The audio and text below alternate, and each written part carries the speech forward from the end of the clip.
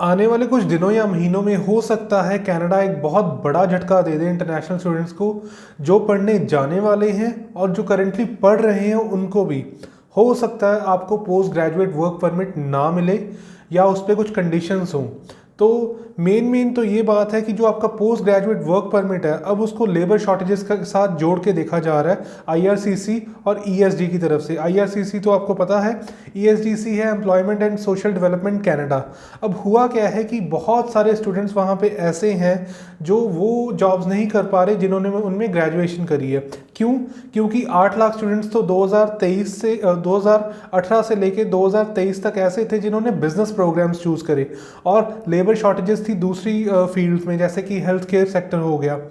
और अब क्या है कि वो देख रहे हैं कैपिंग के बाद कि लेबर शॉर्टेजेस को कैसे फिल किया जाए। इसके लिए एक सर्वे भेजा गया है कॉलेजेस और यूनिवर्सिटीज़ को, जिसमें उन्होंने पूछा है उनको 8 क्वेश्चंस बड़े इंपॉर्टेंट, और इसमें वो 8 चेंजेस की बात कर रहे हैं जो कि इंटरनेशनल स्टूडेंट्स को फेस करने पड़ सकते हैं। तो ये सर्वे का टाइटल है PGWP calibration to labour market needs. यहाँ पे लिखा है to align PGWP eligibility with labour market needs while reducing the overall volume of PGWP holders. तो यहाँ पे ये ट्राई कर रहे हैं कि ओवरऑल वॉल्यूम जो है post graduate work permit holders का कम किया जा सके। और इसके साथ ही वो 8 चेंजेस हैं जो in the form of question इनको भेजे गए हैं।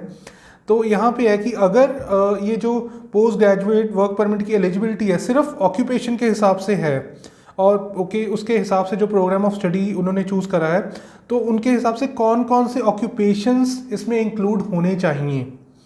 दूसरा क्वेश्चन है कि किन किन को एग्जेम्प्ट होना चाहिए, ये कि जिनके ऊपर ये रिस्ट्रिक्शंस नहीं आती हैं।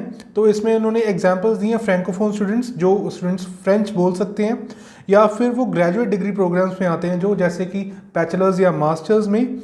और इसके अलावा अगर उनको कुछ लगता है तो वो बताना है कॉलेजेस और यूनिवर्सिटीज़ को।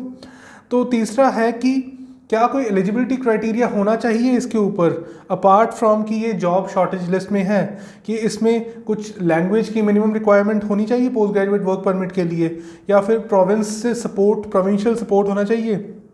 तो इसके बाद एक सबसे बड़ा और इम्पॉर्टेंट है कि क्या ये चेंजेस इस साल जब अनाउंस होंगे तो ये नए वालों को होने चाहिए, या फिर जो करंट स्टूडेंट्स हैं उनको ग्रैंडफादर करना चाहिए ये चेंजेस को या नहीं। ग्रैंडफादरिंग का मतलब है कि जो करंटली स्टूडेंट्स पढ़ रहे हैं उनको पुराने ही रूल्स पे रखा जाए और नए वालों को नए पे। तो इस पे भी क्वेश्चन है कि ऐसा करना चाहिए या नहीं। तो यहीं पे सबसे बड़ा इशू क्रिएट हो सकता है जी कि जो करंटली स्टूडेंट्स वहाँ पे गए हैं, जिनको प्रॉमिस हुआ है PGWP 2 साल का या 3 साल का, तो उनको वो मिलेगा या नहीं, जो करेंटली पढ़ रहे हैं, जो पिछले रूल्स पे गए थे। इसके बाद जो है कि ये ऑक्यूपेशन शॉर्टेज लिस्ट कितनी बार रिवाइज होनी चाहिए, और जब ये रिवाइज होती है तो उसके बाद ये स्टूडेंट्स पे कितनी देर बाद ये चेंजेस अप्लाई होने चाहिए।